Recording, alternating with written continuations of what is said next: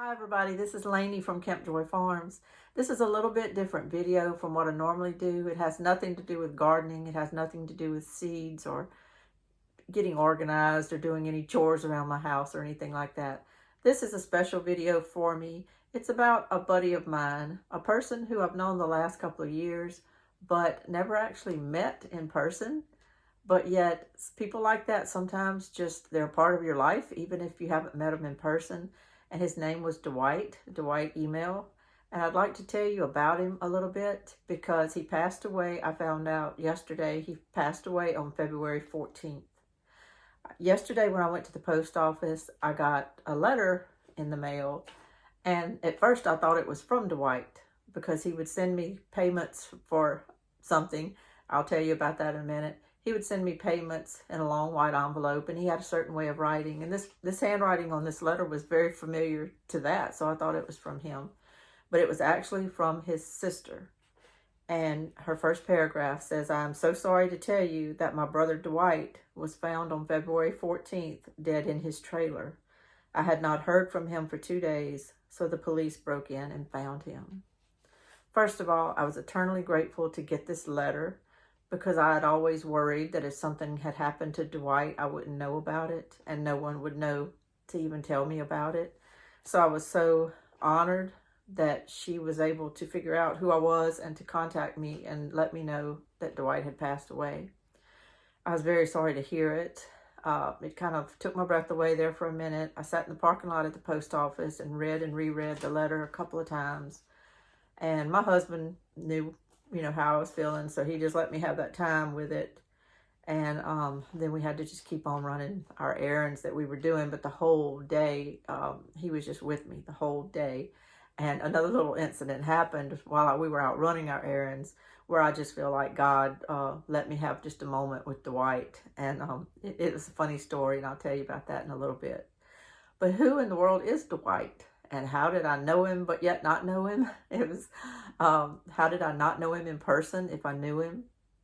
Well, there's a little bit of backstory to that, but I'll give you a little quick overview. Dwight was a veteran. He was a homeless veteran. And how I met him is a little bit of a story, which I could skip to it, but I think it's important to share that part of the story too.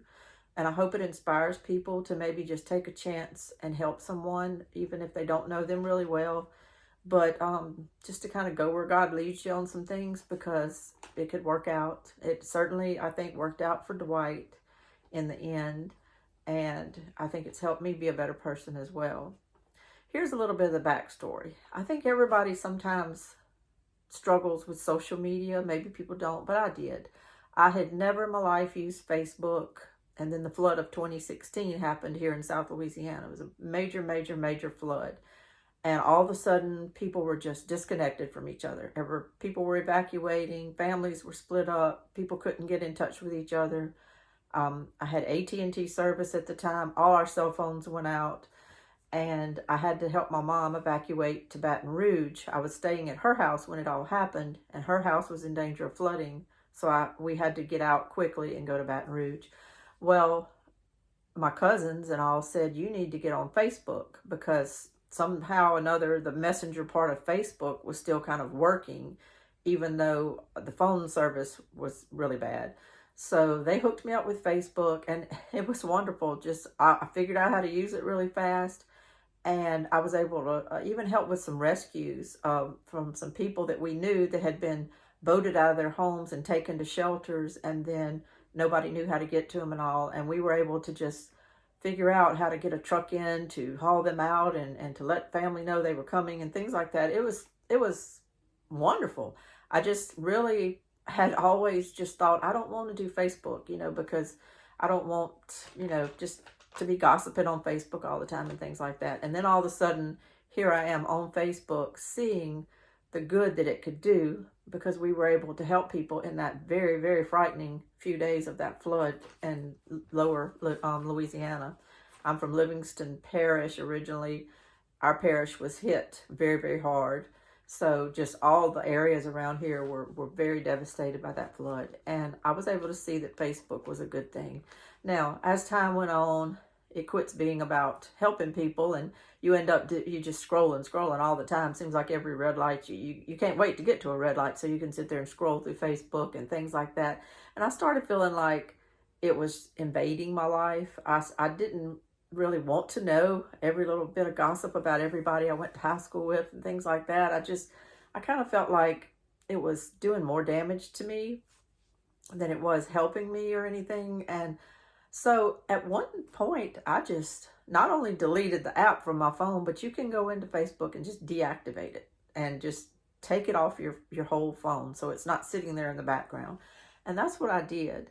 But after a while, I kind of got a little bored and stuff. And next thing you know, I downloaded Twitter at some point, So then I got on Twitter and I enjoyed it and stuff. But I guess these things are made to suck you in. So, before I know it, I'm scrolling through Twitter all the time, and I started recognizing those same behaviors and those same anxieties that it was causing me to be on Twitter as I did when I was on Facebook. So one night I just said, I got rid of Facebook. I was strong. I just got rid of it. I can do the same thing to Twitter. So I said, I'm going to go run me some bath water. I'm going to look at Twitter a little bit while the water's running, and then I'm deleting it. And that's going to be that. I'm going to go get a bath, and it's gone. Well, while I was sitting there, I was scrolling through, and all of a sudden, I saw a tweet from a young veteran from like the Iraq or Afghanistan conflicts. This is not Dwight, but it was another veteran. And he said that basically, goodbye. I'm checking out. I've tried to get help. I can't seem to get anywhere. He was very depressed, and he was just saying, I'm gone. I'm fixing to hit the road, and it's a road I'm not coming back from. And goodbye. And it just broke my heart. However he worded it, I knew he was serious. I knew he was done. And he was just telling everybody goodbye. And all of a sudden I noticed he just started getting lots of comments and stuff. And people started jumping on there, trying to help him. And I noticed some of the comments were from veterans, other veterans and stuff. And they kept referencing Code of Vets, why don't you come to our chat room in Code of Vets and we can talk. We've got a lot of veterans in there, there's plenty of people to talk to, and well, contact us.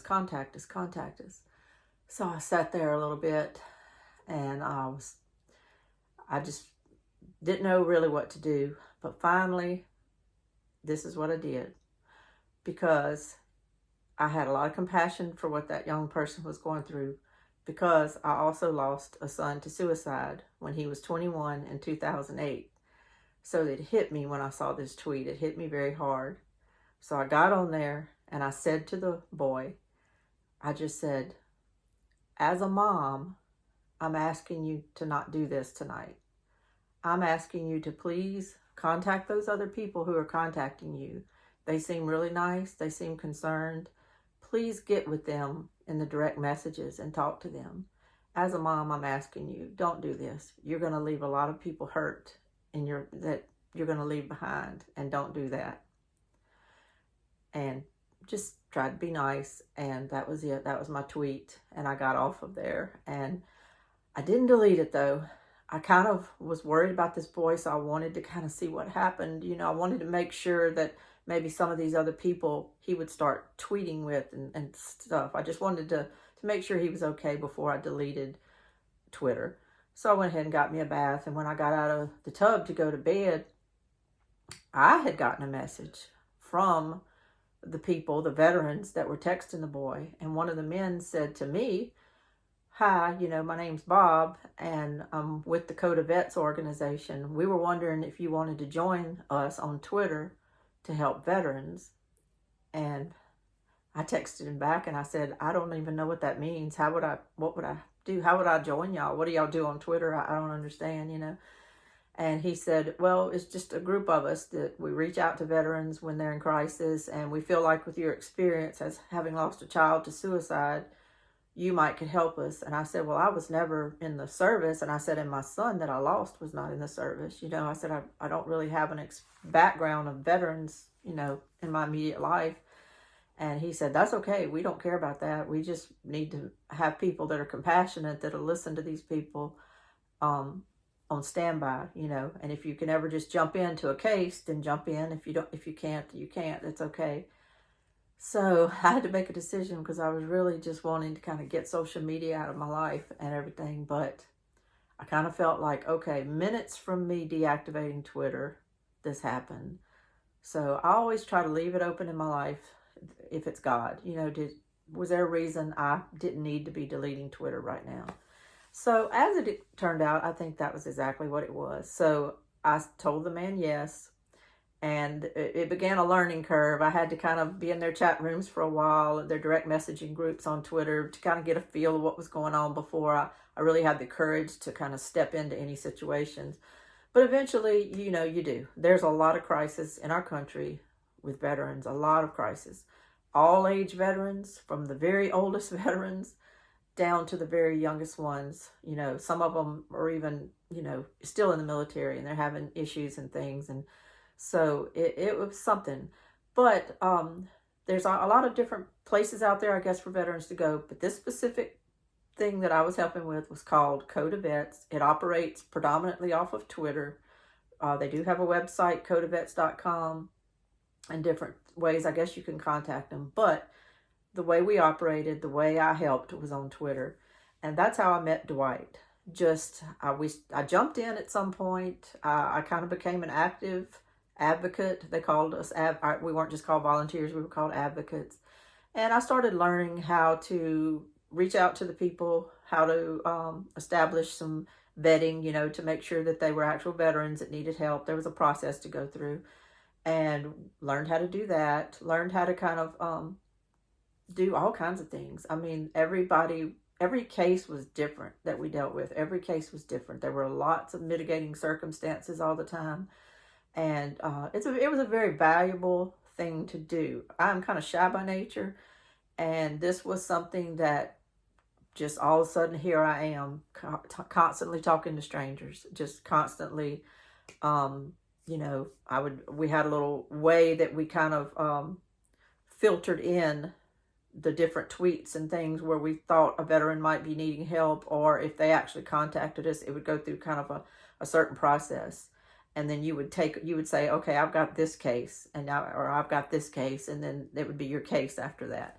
So that's how I kind of found Dwight. I think I saw a tweet, or someone told me about a tweet in our chat room, just from an older man. We didn't know if he was a veteran, but it's from an older man whose van had broke down in Florida, and he was sleeping in a Walmart parking lot, and he was very, very hot, and he was just saying, you know, he was having to wait a week or two until his money was deposited in his account, I guess through Social Security or something, before he could afford the part for his van. So in the meantime, he was just sleeping in the Walmart parking lot. And it was summertime, and I'm hot here in South Louisiana. I can only imagine how hot he was, even farther south than me in the part of Florida where he was. And so I contacted him, just kind of hoping he was a veteran. I wasn't sure. And I just said, you know, I was just checking on you. Do you happen to be a veteran? And if you are, you know, I'm with an organization called Code of Vets, and we can help you. And he said, I am, you know, he said, I'm an Air Force veteran. And so he went through the vetting process with me just to kind of establish, you know, his credentials, honorable discharge and all that stuff. And he had a VA card and everything. So I started working with him, and I had so much compassion for him. For one thing, he had this loud booming voice, and I could tell he probably could sing, you know, if he wanted to. He just had a loud, clear, booming voice. And when he sent me his pictures on his IDs and all to vet him, he was the spitting image of like Uncle Si off of Duck Dynasty. And I'm from Louisiana. Duck Dynasties, you know, they're from Louisiana. They're from North Louisiana. But that's a big thing down here in Louisiana, was the whole Robertson family and all that stuff. So the minute this man sent me his picture, I'm like, oh my gosh, that's Uncle Si. And so he just kind of took my heart at that point, because he just looked like Uncle Si. And he never begged for anything or anything like that. He was amazed that I was, you know, reaching out to him. And he was kind of like, well, if I can just go ahead and get this part for this van, I can get it fixed, and then I can pay y'all back or whatever, you know. And So we got the information, and we sent him the money. And I think we had to kind of send him money to keep his phone going because his phone was about to be cut off. But we have to keep communication with these veterans, so we sometimes have to help them just keep their phone on, So we helped him with that, and he was just like, "I'll just sleep in my car until I can figure all this out," And I think his background was that he had a bad marriage, bad divorce or whatever, and also he had been in a housing situation where he thought he kind of owned the house and he had put money into it, but then when the divorce happened, from what I understand, he ended up losing that, getting behind on the house and then losing it. And I know in Louisiana there's a certain situation called bond for deed where the seller is selling you the house, but they actually still maintain the title and everything. And if you get 45 days behind on a note on that bond for deed in Louisiana, that seller can come in and take the whole property back, even if you've paid on it for years and years. And I think he was in kind of a situation like that, to where he thought he was able to put money in the house and own the house, but then the minute financial things took a turn for the worse, he lost the house. I don't know everything, but I do know he wasn't homeless, and then he was. And I think he had maybe been, couch hopping and different things with different people he knew for a while, but it wasn't a good situation. And at this point, when I met him, he was literally living in his van, sleeping in the driver's seat of his van. And it was very sad. So we just had to kind of help him. It was so hot in Florida. So we jumped in and tried to help him get that car part and everything. And then he called me one day and he said, "I just need help. I can't get the part off of my van to even put the new part on. And I just need some help, And he said, "I don't know what to do." He said, "People don't want to talk to me. They think I'm a stranger in a parking lot." And so we got on, this one good thing about Twitter. And I do want to make that point is social media can be a bad thing, and it is abused and used in so many ways, sometimes that aren't good, but it can also be a lever for doing good. And at this point in my life, being on social media was helping me to help other people, and it was helping me to learn things about life and about the processes that other people have to go through when things are bad, and it was helping me to really have an eye-opening view of the systems in our country, the charities, the different things you think are out there to help people and to give people a safety net. But a lot of times they're just not available. And especially, I hate to say this, but they're especially not available to men sometimes. Sometimes a lot of things are available for women and children and they just kind of put men in a category like, "Okay, you're okay if you sleep outdoors for a while, we've got to take care of everybody else." And a lot of men can get really put in a bad situation to where they're living on the streets, because there's not a lot of services for them. But anyway, that you could talk all day about that. But anyway, so we put out an all call on Twitter, and a really nice woman named Debbie that lived in that area answered the call, and she said, "I have a grown son, so I'm not going to be going by myself. I'll be going with my grown son, and we'll go over there and see if we can help him." So they did. The grown son was able to get the part off of Dwight's vehicle and, help him get the new part on. And I think they probably bought him a lunch or whatever. And but she texted me and she said, "He's not in great shape." She said, "He doesn't look that good." And she said everything he did was making him winded. And she said, "We were really worried about him. We hated to leave him. And I said, "Okay." So I contacted him. I contacted Code of Vets first, and I said, "Do you think there's any way we could put him in a hotel for a few days? He's not doing good in this heat." And so we did. And we put out an all call on Twitter. That's how we would do things. And we would just say, "We have a homeless veteran in Florida, elderly, that needs some hotel days because he is about exhausted in the heat. And until we can figure out something for him, he needs some help." So we did, and he chose, a really cheap hotel that was near his van. He didn't want to leave his van too far away. So we put him up in a hotel for a few days. And then he was able to finally finish fixing his van. And he contacted us and said, "Okay, I can check out of the hotel. I don't need it anymore." He never wanted any more than what he had to have. And I guess that's why I trusted Dwight, because he never was asking for things. and he was always trying to figure out how to do it cheap, or how to not take advantage of us. So that made me trust him. And so he said, I'm just going to take my van and I'm going to go park it at a state park that I know of on the coast. And he said, I'm just going to sleep there for a few days and just fish and catch me some fish. And he said, that's where I just feel at peace. And he said, then I'm going to try to figure out what to do after that. So I stayed in touch with him, and he did do that for a while, and I stayed in touch with him. But then his van broke again, and we finally had to find a place near him. Coda Vets raised money and helped the van get literally pushed across a parking lot to this place that would fix it. And so I think we had to give him some more hotel days while it was getting fixed. But finally the van got fixed, and you could just hear the sound in his voice when his van was fixed good. He was so happy, and he was ready to figure it all out. In the meantime, we had put out an all call to just see if there was anyone in the area that might have a trailer he could rent or something like that, some kind of temporary housing. A lot of times when veterans are homeless, the procedure is to get them signed up through Section 8 or different programs like that to get vouchers for housing. And we asked Dwight about that. We're like, Dwight, have you tried to sign up for a housing voucher? Have you talked to people at the VA maybe about that and all?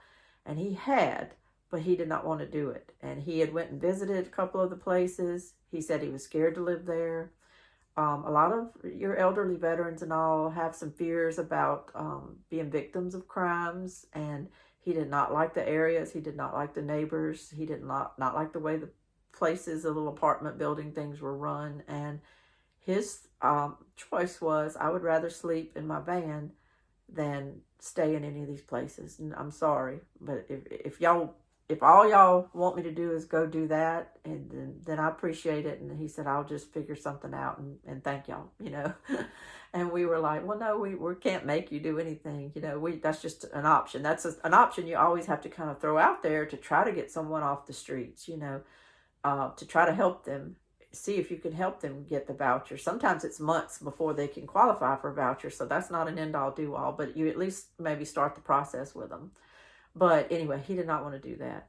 So he, for a little bit there, he was kind of like, okay, well, now that my van's fixed, I'll be all right. I'll kind of cruise the different state parks and the ones that let him park all night, and I'll just fish, and I'll try to figure something out. Our all call about, if anybody had a trailer or even a camper they could sell him. We were asking people, does anybody just have a camper that they might be willing to donate to Coda Vets? You can write it off on your taxes as a donation to Coda Vets, but we couldn't get it to this veteran in Florida,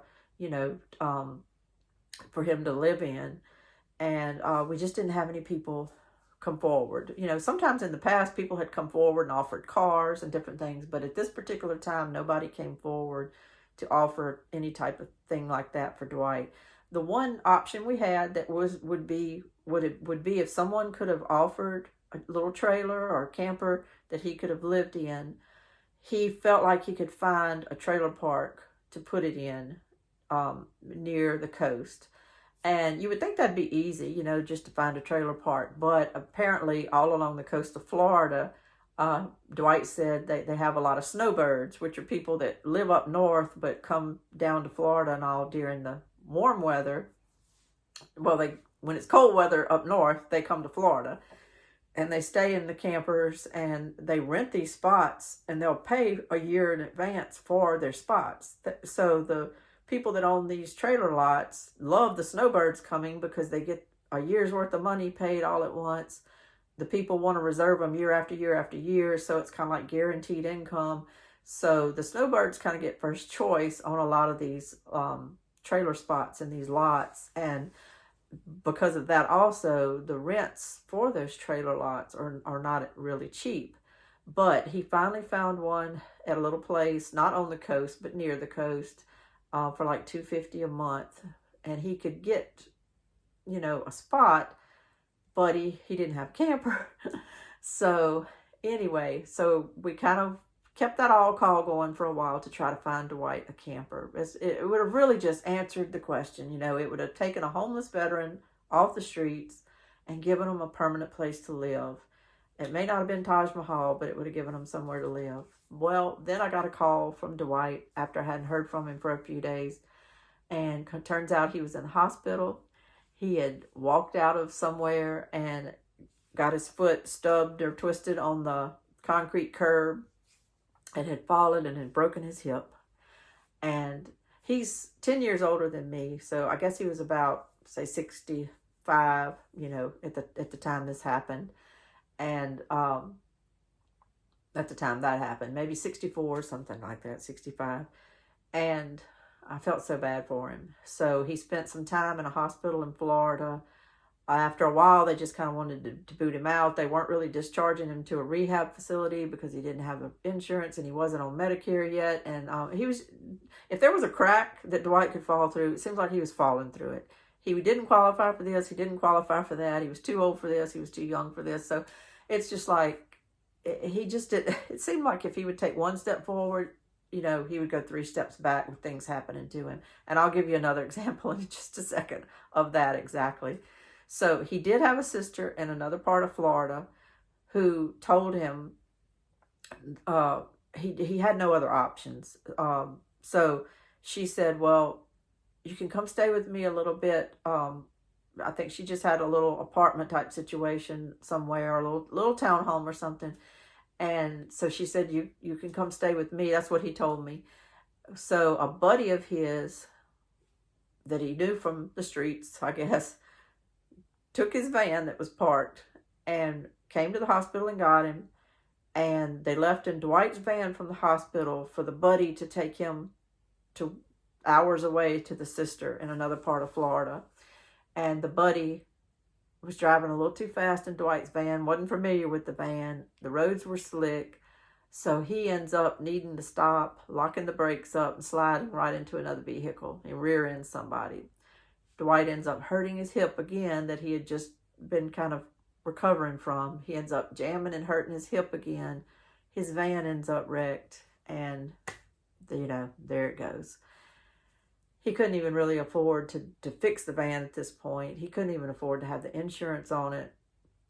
It basically, I don't even know how, but it got towed somewhere near a storage shed that he had some of his belongings in. So he was able to stay with his sister just a little bit, but he had to get back towards where his van was and his belongings. And I think there was issues with her building association not wanting people to have long-term visitors stay with them. So that's what he did. And so he had to leave.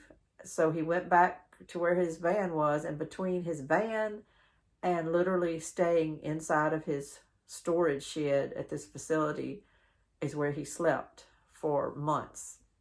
But what money he did get just had to go for food. And it's a cycle you get in homelessness, because nothing is easy. If you need to mail a letter and you're nowhere near the post office, you know, you either have to pay an Uber or you have to walk, and then you're leaving belongings behind while you walk, and then things can get stolen. It's a horrible existence to end up homeless, no matter how you got there. And I'm sure Dwight made some decisions in his life that weren't smart financially or things like that, and maybe that's how he ended up there. But I'm gonna tell you what, there's just there's a thin veil between him being able to be homeless and any of us being able to be homeless.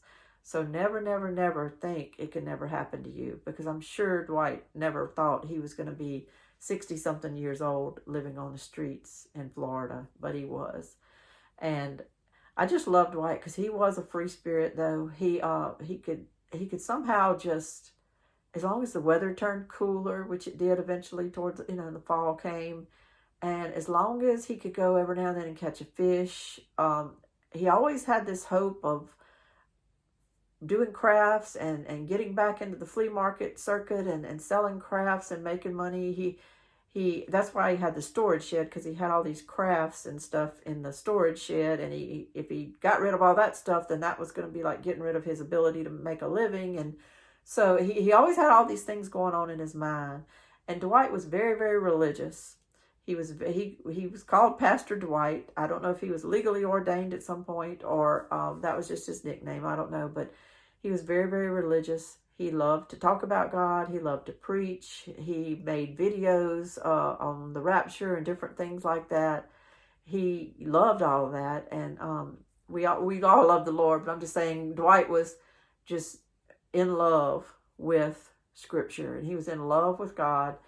And he just always had an attitude of that God was right there with him and God was going to take care of him. So God bless him for that. And I appreciate that. And I guess that's what gave me the strength to kind of know that he was going to be okay.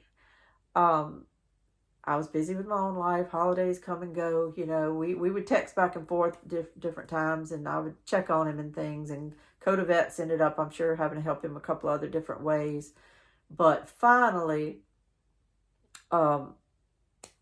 February came, and I drove out of my driveway one day, and I went down the road just a few miles, and on the right-hand side of the road was a camper for sale.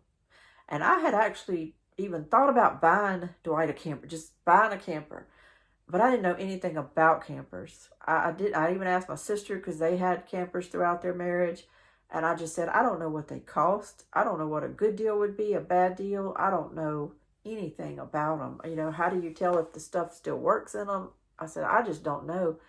And I said, if you ever come across a camper that's, you know, a decent little cheap price, but it's a decent camper, you know, let me know, because Dwight needs one so bad. And I had other people kind of looking for me too. And then I drove out of my driveway that day. I saw this camper down the road, and I pulled over, and I kind of went in it, you know, well, it said you could go in it and look. And so I went in it and looked, and it looked fine. And I called Dwight, and I just said, this camper is really more than I could pay, because they had about $4,000 or something on it. And it was older, so it wasn't brand new. And I wasn't even sure if that was a good price. But I just said, you know, Dwight, if I can get him to come down on this, you know, I sent him some pictures of it, and I said, would this be something that they would accept at that trailer park? You know, it was about a 25-foot long camper, and 28-foot with the tongue, but about 25-foot long living area of camper. And so he checked, and he called me back, and he said, yeah, I sent the lady the pictures, and she said that would be okay. And so I said, okay. I said, well, I've got to talk to my husband, and plus I've got to see if the people will take less, because I said, somehow we've got to get it to you in Florida, and I don't know what that's going to cost. And I was just getting nervous, and, you know, I wasn't sure if I didn't want to get his hopes up about getting this camper, if it was just something that I either couldn't do or shouldn't do. And it really made me nervous. And I thought of Mother Angelica. She's the nun who started the EWTN Catholic Global Network. And I remember her saying one time, you know, faith is having 1 foot on the ground, 1 foot in the air, and a queasy feeling in your stomach.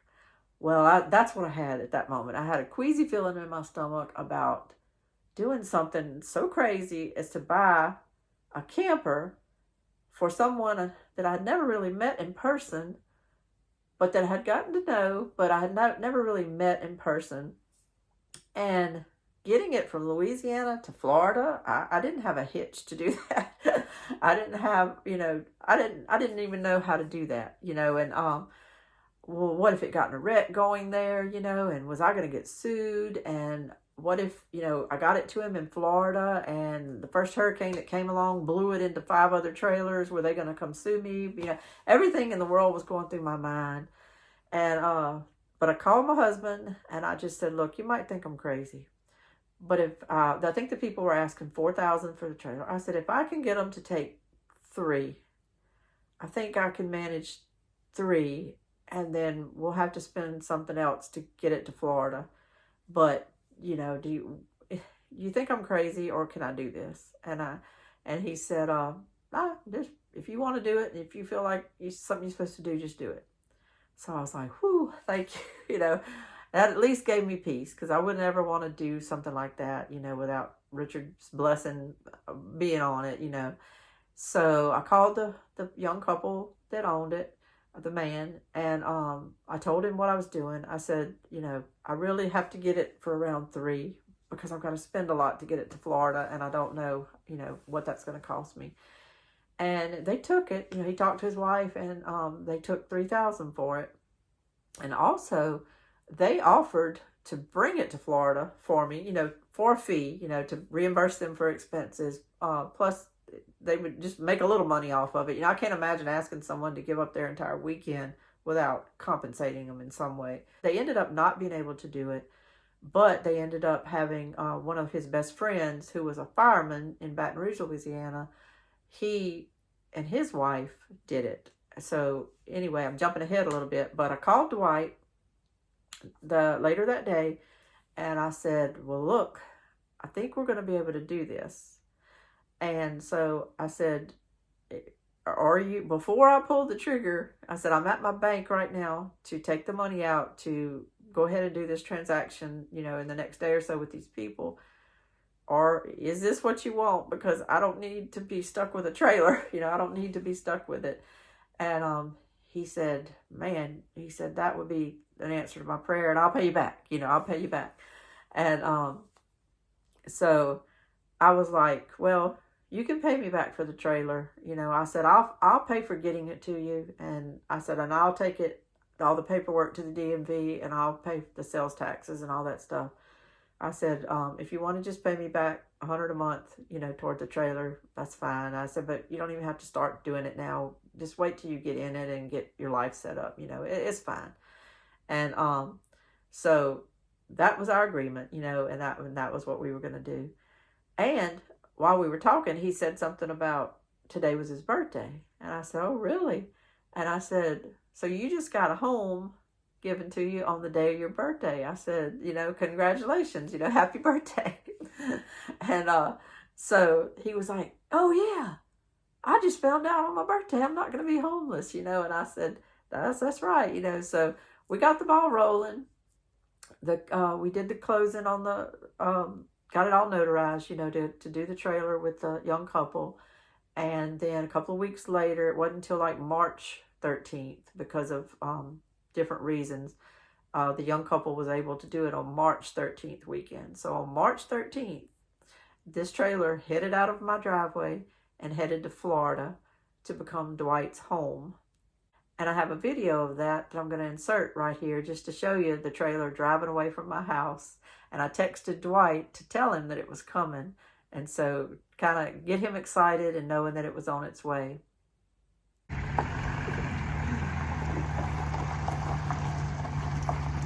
You go ahead.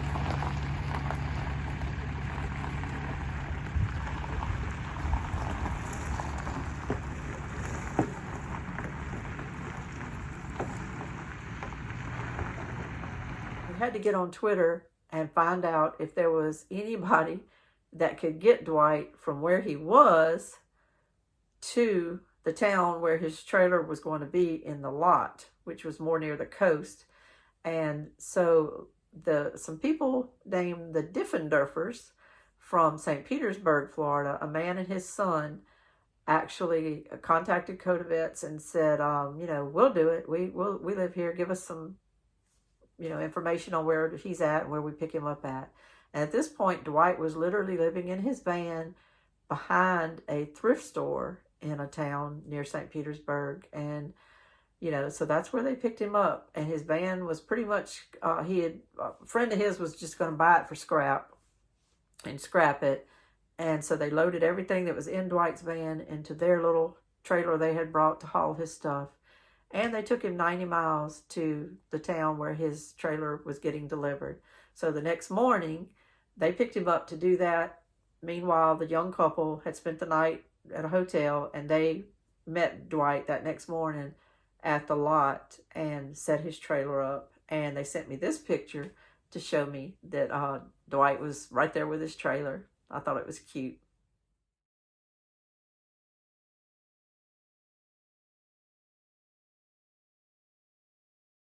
And so I got a little text from Dwight after that, later that day, that said, I'm home, you know. And that just broke my heart. To me, I don't even like camping. I don't even want to camp.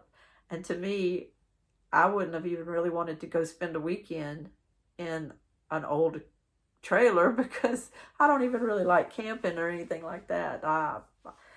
But for him, it was like the Taj Mahal, and it was his. And bless his heart, he appreciated it. He kept texting me things about it. He kept, the young couple had left a lot of things in it, forks and knives and toilet paper and a lot of different things, a lot of things that came in really handy for him. And I had put some boxes of supplies in the truck of the young couple that brought it to him. So I had sent him a lot of food, fish fry, dishwashing detergent, just all kind of trying to help him kind of get set up to where the first thing he wouldn't have to do would be go out and buy food. He would have some food there for a while. So we tried to kind of set him up with some stuff, and he was so appreciative. And I'm so glad that I was able to do that. And I'm not saying anything in this video to pat myself on the back for what I did for Dwight. It was something I did almost in spite of all the anxiety I had, because I just tried to trust that it was God's will. And really and truly, for $3,000 plus fees and expenses and all, it ended up costing me, I guess, about $4,100 altogether. But for that amount of money, to be able to take someone from homelessness to complete independence is unreal, that it can be that easy, and it doesn't get done more. And there's not really more ways that we can accomplish that for people. And that's sad, because it should be just that easy sometimes. Sometimes people don't have deposits in first and last month's rent and security deposits for electricity and all. They don't have all that. And so they sleep in their car, and sometimes it should be just so easy as to get people established, and then they can maintain themselves. But if they can't even get established, how can they ever maintain themselves? And so to me, I got the bargain of the century. I was able to help Dwight for that little bit of money to get off the streets. I watched a thing on ABC News one time, and they were talking about premature infants. And they were saying that it costs about $117,000 per child to keep them in the NICU and all this stuff, and before they're ever able to get out. And then some of them don't, how they make everything just sound so ominous on the news. And they were saying, that a lot of hospitals and insurance companies are having to evaluate the cost, and I thought to myself, that's it?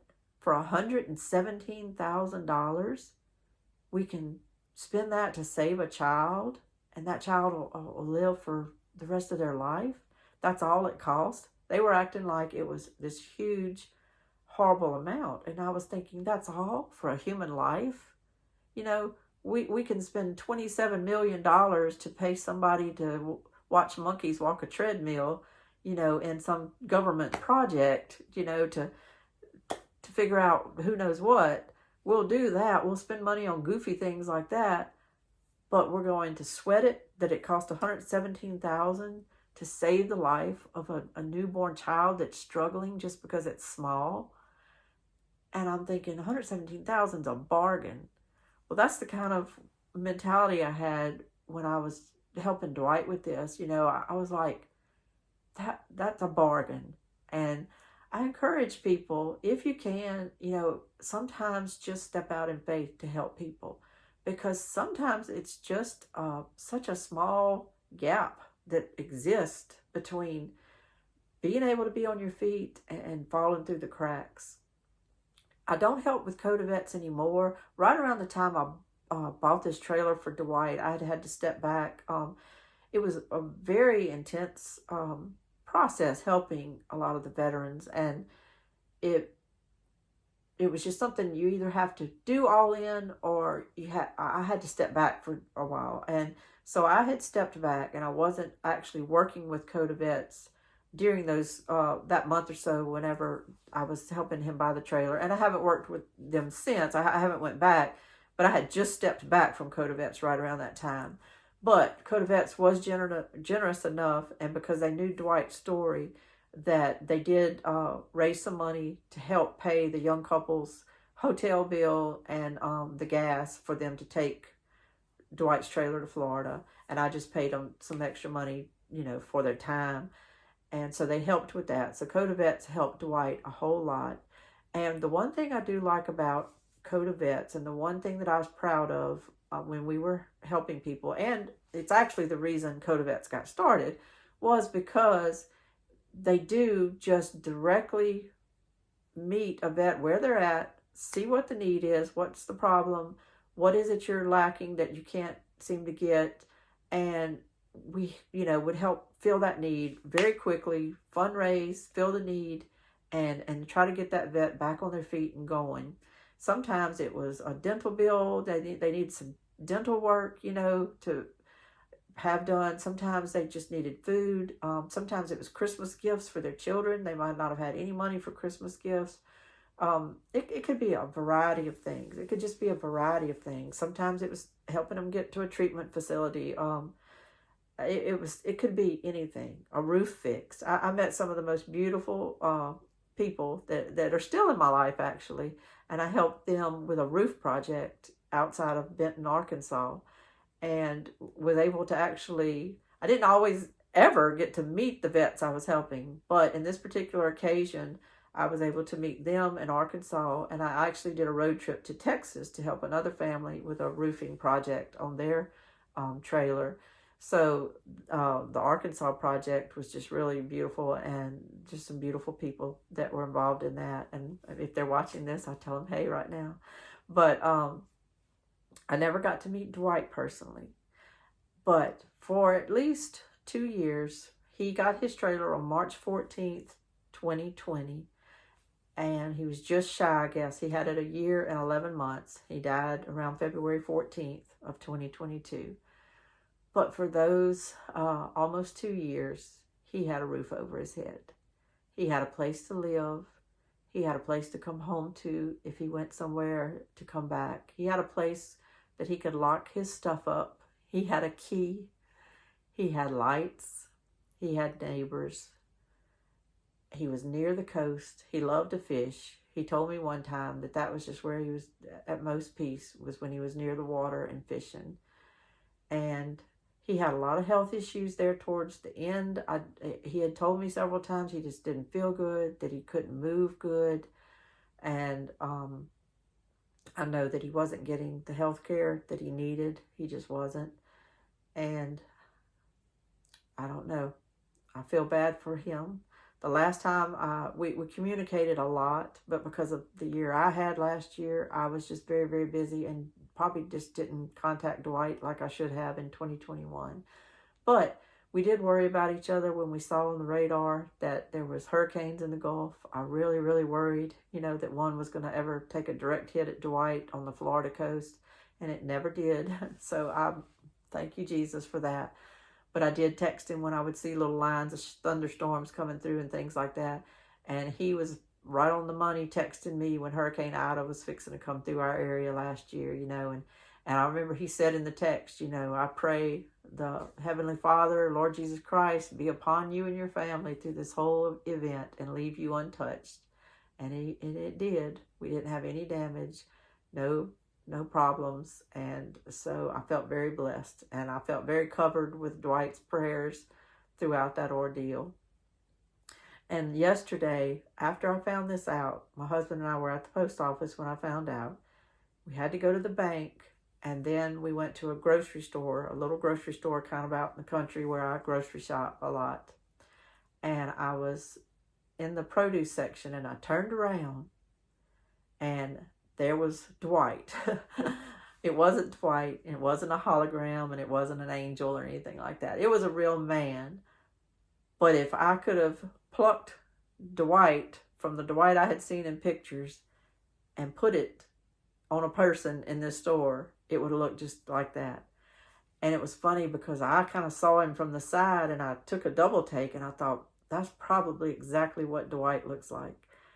And all of a sudden, the man looked up from the vegetables he was messing with, and he just smiled at me. And I said, hello, how are you? He said, good, how are you? You know, and I said, good. And I walked away. And then all of a sudden I was coming down an aisle and he was coming down an aisle and we right into each other. You know, I had to stop and let him go by and everything. And he smiled again and I smiled. And it wasn't Dwight, but I was completely aware that it was kind of like God letting me see someone like Dwight that looked just like Dwight. And it was in a certain way. I never got to see him in person, but yet I was getting to see him in person, if you understand what I'm saying. And as I was leaving the store to go to my car, I could see him across the parking lot getting in a little old beat up green truck. And it just looked like what Dwight would look like getting in a vehicle. And I thanked God. I said, thank you, Lord. I said, I think you just kind of let me have an image of Dwight. You know, I have been shopping in that store for 6 years. I go 2 and 3 times a week, and I've never seen this man before. And then I see him yesterday, right after hearing about Dwight. So to me, it was kind of like a visit. It was just a little visit that gave me a lot of peace. So that's my story of Dwight.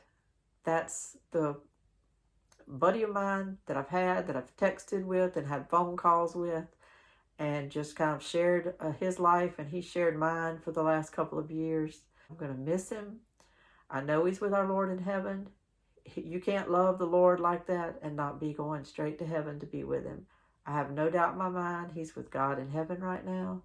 I have no doubt in my mind that he's in the place where the fish always bite, where the mattresses are always soft and feel like heaven, because he deserves a comfortable, good place to be. He was a good person and he lived a good life. And I hope and pray that Dwight is at peace now. And I thank everyone. I would encourage you to support organizations like Coda Vets. You can reach Coda Vets if you're on Twitter, and just follow them. You don't have to donate if you don't want to, but at least follow them and get an idea of what they do. It's just at the little @ at Coda Vets on Twitter. You can do like hashtag Coda Vets and kind of find things on them on the internet, or you can go to www.codavets.com. It's a worthy organization. It's one that I was proud to help with. I do miss it sometimes because I miss the interaction with the veterans and with their families and getting to know their stories. Stories always resonate with me, and I do miss that. But it was a time and place for everything. It was a time for him to be in my life, and I was in his until his life ended February 14th. But God bless you, Dwight. Rest in peace. And thank you, everyone. This is Lainey from Camp Joy Farms. Bye-bye.